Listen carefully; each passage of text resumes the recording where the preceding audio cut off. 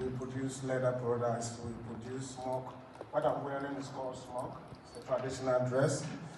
And we also have a number of festivals that we have in the municipality, one of which is fuel. We have some MP, and then we have BCAF, which we stand for Bolgatanga International Craft and Art Fair. Naturally, the region is savanna.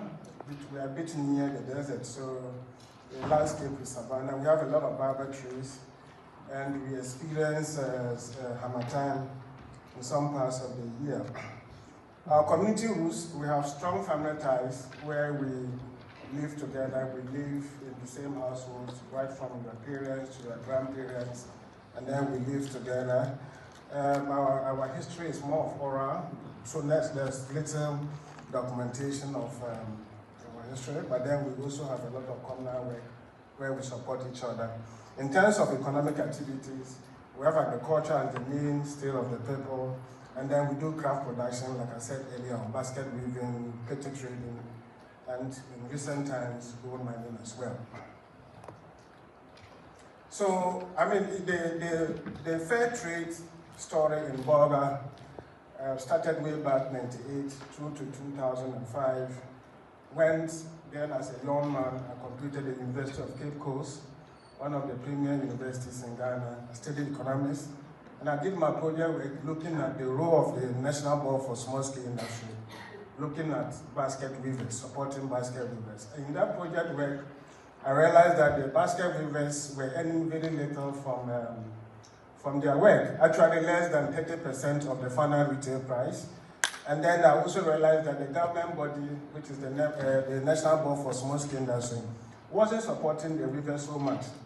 So all this inspired me to form Trade Aid. And one of the very first actions that I did was to get registered with the WFTO, World Free Trade Organization. Bennett is here, we've been a proud member of that organization, even though in recent times it has been shaking, you know. Then from there we moved into, around 2013 to 2014, we started to look at Bolga becoming a fair trade town. And I attended the WFT conference in Brazil, Rio, around 2013, and Bruce made a presentation of fair trade town. So from that conference, I was inspired, and when I got home, I worked to get Bolga to be recognized as a fair trade town. And we have since been recognized. I mean, we in the UK here, we train with Shaftesbury, which is our train city.